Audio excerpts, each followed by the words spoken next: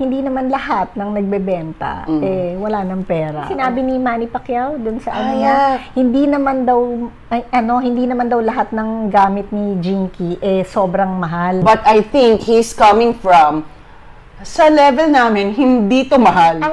Ang kaibahan ni Manny Pacquiao from the rest of the Filipino boxers, siya wise. Siguro kasi nga may guidance ni Jinky. Si Jinky Pacquiao, binugbog at patuloy na binubugbog. Siya binubugbog? Oo. Hindi ba si dapat ang binubugbog? Si Manny Pacquiao? Kasi siya yung boksingero. Yun na nga. Syempre, alam mo naman sa social media, di ba? Siya yung pinag-uusapan. Okay. So recently, si Manny Pacquiao and si Jinky Pacquiao, binenta nila yung bahay nila sa US. Okay. So, syempre, anong nasa isip ng mga marites? Wala na bang pera si Manny Pacquiao? Pero bago natin pag-usapan yan, panoorin natin yung komento ng isang American commentator about dun sa pagbenta ng bahay. Okay. Manny Pacquiao, the only boxer in history to win 12 world titles in 8 different weight classes. Unfortunately, he didn't do so well in this real estate fight. This is a Mediterranean-style 2-level home in Hancock Park, 5 bedrooms, 6 bathrooms. He bought it in 2009 for $2.17 million. Remember that number. Put it on the market in 2021 for $4.5 million. And in a astonishing move, he sold it off market for $2 million. So on the market for $4.5 and sold it off market for $2 million. That's even less than what he bought it for in 2009. It just doesn't make any sense to me. That's a nice house. Ang ganda scar, no? Laki. Grabe. So ayun, in-explain naman kung paano naibenta. From 2.1, binenta ng 2M. Yeah, but it was listed in 2021 for 4M. So, ang iniisip ngayon ng mga tao, wala na bang pera si Manny Pacquiao? Kasi nagbenta na eh. And this is not the first time na nagbenta yan. Well, hindi naman lahat ng nagbebenta, wala ng pera. Alam mo yon? Kasi sometimes, especially for business people, like, for instance, that particular house, hindi naman nila, it's not for rent, di ba? It's an end use. So, ibig sabihin, nagbabayad sila ng mga kaukulang taxes dyan, and also to maintain that house. So it's a liability. Yes. And syempre, 'di ba, kung ikaw ay negosyante ka, hindi maganda na ang pera mo natutulog, tapos habang natutulog siya, naglalabas ka ng pera. Ginagastusan mo habang natutulog. To sustain it habang natutulog siya. So, most likely yan, ang kanyang mga financial advisors have already advised him to, dispose of the property and use the money for other investments. Yung hindi siya liability. Kasi hindi kumikita ng pera eh. So, sayang yung opportunity for the money na nakapasok dyan sa bahay na yan. Kasi may potential na kumita pa yan ng kumita ng kumita. Ang daming kita, kumita ng kumita. Madami. Pero alam mo, kasi we can only guess, di ba? We don't really know the story, di ba? Ako kasi ang nakikita ko dyan, alam mo naman yung imagination natin. Kasi di ba nga, sinasabi nila na yung economy babagsak na. So, malamang sa malamang, meron yung mga insiders yan na sinabi na binulungan na siya, ibenta mo na yan ngayon. Kasi in the coming days, in the coming months, hindi mo na mabibenta yan. Parang safeguard ba yan? Ako yung konsensya. Ibenta mo na yan. Okay. So, pwede, possible naman yun. Diba? Kaya siguro binenta. Ito naman sila Manny. It's not for them to explain to the people. Of course. Right? Bakit mo naman ipapaliwanag sa kanila na magbabawas ka ng assets mo, hindi ba? Syempre, hindi mo na kailangang i-disclose lahat sa public. And again, we can only guess na ganito nga. But usually, dun sa mga nagbebenta, usually, yan yung posibilidad na not necessarily walang pera. Ikaw siguro may mga kilala ka naman ng mga rich friends mo. May mga kakilala ako na na mga may kaya na alam mo yun, ilan talaga yung mga properties nila. And the properties are in a very posh location na in fact ito nga pinagkakakitaan nila. Okay. Pinagkakakitaan talaga nila. But despite that, alam mo yon, yung parang, binenta nila, at saka binibenta. Kasi nga yung iba nabenta na, yung iba binibenta pa lang. Okay. Kasi nga, they want to invest in something else. It's not like kailangan nila ng pera. It's just that, alam mo yun, pagod na sila dito sa, nila dito sa business na to. So, they want to venture into something else. Diyan ngayon yung sinasabi ng, mga tao.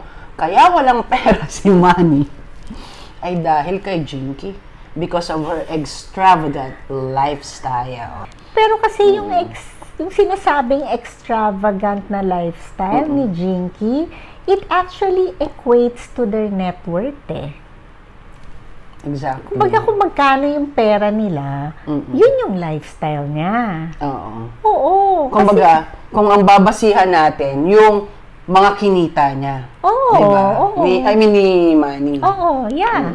Kasi it's millions and millions of of pesos, hindi ba? So, kumbaga normal yon na bilhin niya yung mga bagay na mahal kasi nandun na siya sa estado na yun eh. It's no different from, let's say, a regular staff and then na-promote, naging manager. Kung dati, nakabentilador lang siya, tapos biglang nung naging manager siya, tumaas yung rango niya, tumaas yung sweldo niya, and then nag-aircon na siya, di ba?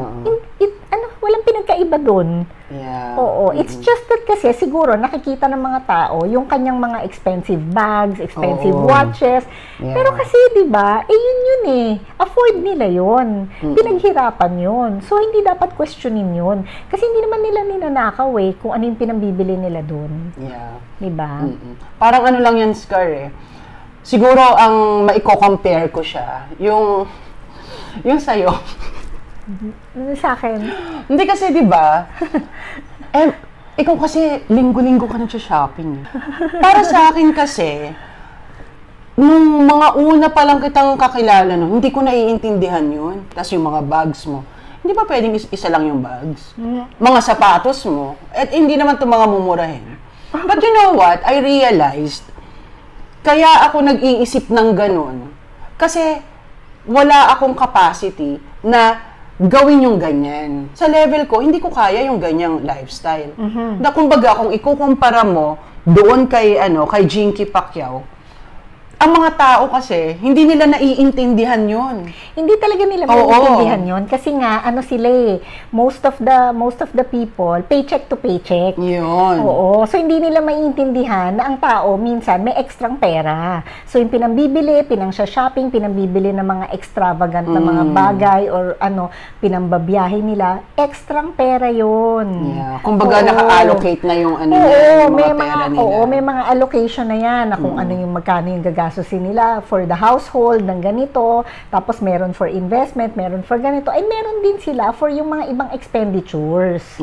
Yun, na hindi naman kasi naiintindihan ng ibang mga tao, kasi nga syempre, yung ibang mga tao, wala naman sila nung kapasidad na kagaya nung kay Jinky na magkaroon ng ekstrang pera, kasi nga from paycheck to paycheck. So again, kung ikukumpara mo lang yan dun sa yung kapitbahay mo na araw-araw nagjo-Jollibee, di ba?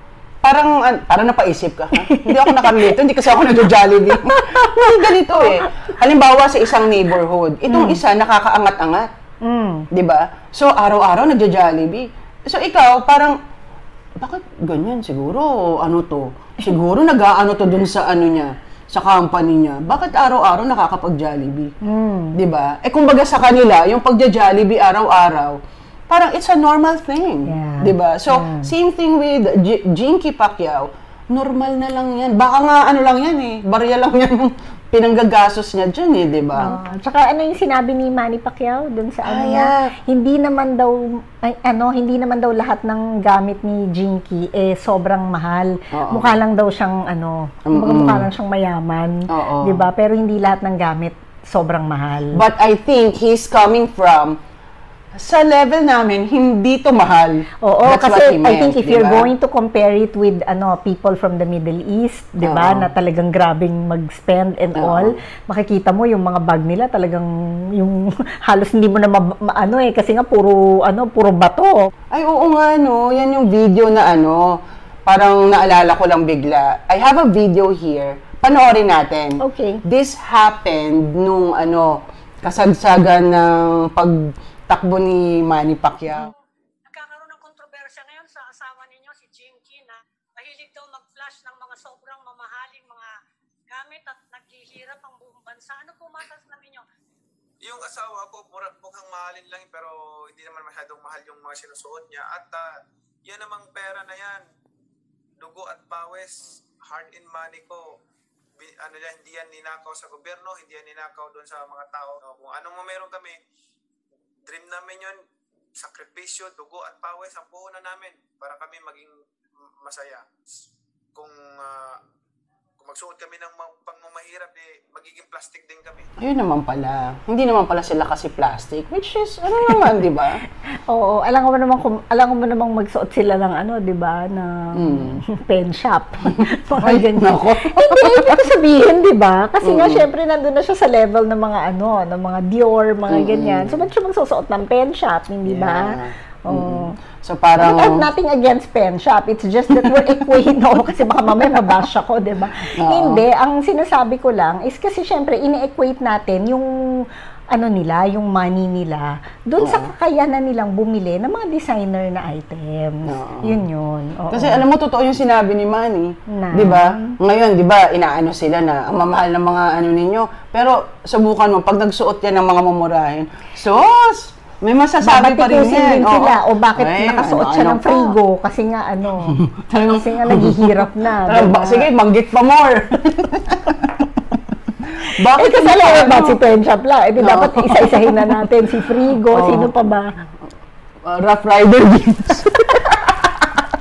So, ayun, di ba? Which may point naman talaga siya. Di ba? Ito pala, pinag-uusapan natin yung yung lavish na yung extravagant lifestyle. Alam mo ba na recently, ito na naman kasi si Ate Jinky nag-post siya ng aerial video. Yung kanyang property, bagong property nila sa Jensan. Gusto ko siyang panoorin So, para ipakita rin natin sa mga viewers natin, baka hindi pa rin nila napapanood. So, ito yung video. May pa-aerial video ng kanilang bagong mansyon sa General Santos City, ang misis ni pambansang kamao Manny Pacquiao na si Jinky. Sa post sa Instagram, muli niyang pinlex ang kanilang glass-walled mansion na may garden at pool na una niyang ni-reveal noong Pebrero. Grabe. Parang sa sobrang laki ng property, parang kailangan mo mag-golf cart para pumunta ka from one place to the other, di ba? Kaya lang ayaw na nilang bumili ng golf cart. Ano ba kung bakit? Mababash sila. Tignan mo, ayaw nang maglakad. Nag-golf cart na lang. Golf cart sila. So, ayan, syempre, post si di ba? Nabenta yung property sa US. O malay mo naman, baka naman yan yung kapalit, kaya nila binenta. Hindi natin masasabi kasi talaga kung ano yung kung saan nila ginamit yung pera. At saka pakiba natin, sagutin ka ni Jacob, paki mo. Correct. Bakit ba kasi siya binabash? Ba't naman yung mga ibang dyan, celebrities, hindi naman nila binabash, kagaya ng pagbash nila kay Jinky. Parang halimbawa si Heart Evangelista. Yun, si Heart, ba't hindi binabash na bakit nagpipictorial lagi sa kalye, hindi ba? Actually, rin yan, medyo binubugbog din ni Maharlika yan. Pero si Maharlika lang ang nambubugbog. Hindi naman siya binubugbog ng nakararami, hindi ba? Oo, pero rin naman kasi, di ba? Parang syempre, di ba, pag tinignan mo din lavish din naman yung lifestyle, di ba? Pero bakit ang kanilang pinagtutuunan ng pansin talaga lagi si Jinky? Na si Jinky, kung tutuusin, alam mo naman na hard-earned money yan ng asawa niya. Di ba? Tsaka may mga may mga extracurricular yan na ginagawa para kumita ng pera. Alam mo, total nabanggit ko naman si si Maharlika.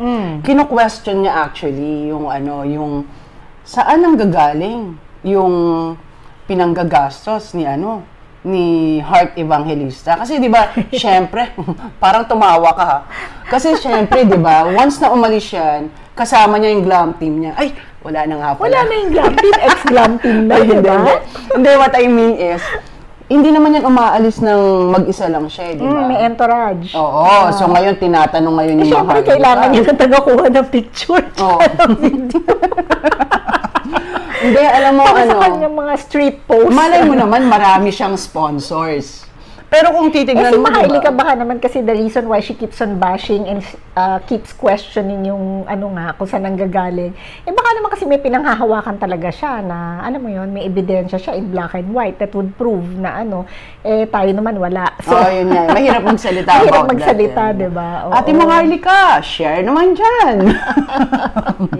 But anyway, si naman ang natin ngayon. Si Jinky ngayon. Teka. Naalala ko lang.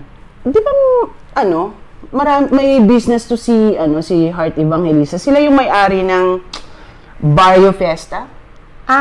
It's Happy Ong Pao ko. Cousin of Maharlika? No, the cousin of Heart. Talaga ba? Oo, sila talaga yung Barrio Fiesta. And up to now, makikita mo na si Happy, she's still in the food business. She has her own catering and she has her restaurant, Socalateria, di ba? At saka may private, alam ko napanood ko before, may private dining siya sa bahay niya at hino-host Oo. Tsaka yung husband kasi is into the businesses Well, anyway, balik na lang tayo kay Jinky. Anyway, parang mas gusto ko talaga siyang pag-usapan. Oo. Pero kasi si Happy din parang, alam mo yun, may mga post din siya about her bags, her travel, ganyan. Pero kasi hindi mo naman kukwestiyonin. Kasi nakikita mo naman na nagtatrabaho talaga siya. Alam mo yung nakikita mo na she has her own business, she's able to sustain herself, kung ano man yung luho niya. Alam mo, speaking of posting, kasi nga, isa rin sa mga kino-question kay Jinky, post ka ng post. Napaka-insensitive mo. Yun yung time na may kaso si Manny Pacquiao. So parang sinasabi nila, it's yung ginagawa niya, parang ba yan, naghihirap yung asawa mo, tapos ikaw, labas ka ng labas, nagpo-post ka. Well, we don't really know kasi naman yung extent na, alam mo yung what the family is going through at the time. So, syempre, di ba, baka naman yun yung nakaka-happy sa kanya dahil nga nade-depress siya, di ba? Hindi naman natin kasi alam. Oo, syempre nakikita lang natin, nag-post siya ng mamahaling pantulog. Yung pantulog niya, my goodness, o di ba? O ang kanyang lingerie, La Perla, yung mga ganyan. Alam mo, naalala ko tuloy yung natawa wag na lang kaya.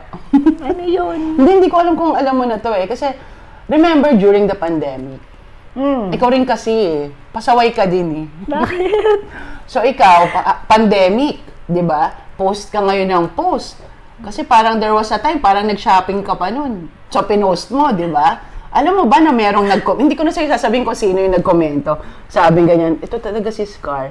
Ang dami-daming Pilipinong naghihirap, hindi kumakain siya o nag-post pa ng ganyan. Naku, pinainit ko ata yung ulo mo. Wait lang. Nung time na yun kasi, I was posting mga food. I was posting a lot of food. Hindi, merong bag No, wait! I was posting a lot of food. Kasi marami akong mga kaibigan na mga may-ari ng mga company. I have a friend who's a supplier of Korean products here. Nagsusupply sila sa mga supermarkets. And I remember during the lockdown, binibigyan niya ako ng kahon-kahon na noodle soup, kahon-kahon na ice cream, yung mga Cledor, yung mga ganyan, mga melona, yun. Ang dami. Kasi nga, syempre, parang that's one way of them helping. Yung ganon. Pero kasi, I posted that, pero hindi ko naman sinolo yon. I shared it to a lot of people. Ang dami kong binigyan nun. At isa ka sa mga beneficiaries nun. Ayoko na nga sanang banggitin. Oo, mga hindi kayo nakakaalis ng bahay. Di ba? Kasi nga, because of all the restrictions and everything, di ba? Di ba anong ginawa ko? Ako'y nagpapadala ng mga food sa inyo. Tissue, please. Shinare ko yun. So, kumbaga parang lang yung showing yung gratitude mo doon, pinost mo rin. Oo, kasi nga I was happy na pinadalhan ako. I mean, despite yung pandemic, despite the lockdown, alam mo yung nakakatikim ako ng masarap na pagkain. But it didn't mean naman na ako lang yung nakakatikim. I shared it to a lot of people. Ang dami kong pinadalhan nun. Naalala ko nga kasi during that time, nagka-COVID yung family namin, di ba? Breakfast, lunch, dinner. Sagot ni ate. Oo, marami akong mga friends ma-attest yan ng mga kaibigan ko, yung mga nagka-COVID during that time. Oo, the entire time that they were in quarantine, pinapadalan ko sila from breakfast to dinner. Oo. Actually, pati yung border namin, kasi meron din silang, di ba, nagka-COVID din sila. Pati sila dinamay ko, di ba? Scar, wait, may nagtatanong, live kasi tayo ngayon, may nagtatanong, ano daw po ba yung email address?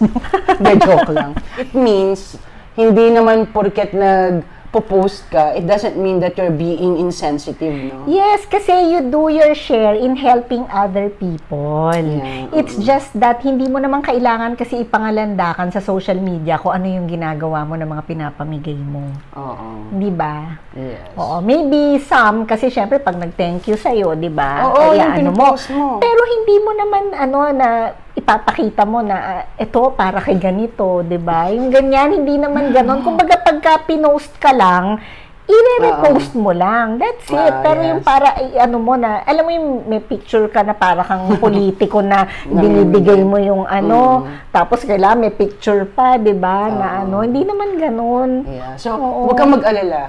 Hindi lang naman ikaw ang nabash noon. Si Ate Jinky. Ano naman ang gagawin? Mag-a-adjust ka dahil nga dahil nga maraming naghihirap. Hindi naman kasi syempre 'di ba, iba naman ang level ng ng tao. So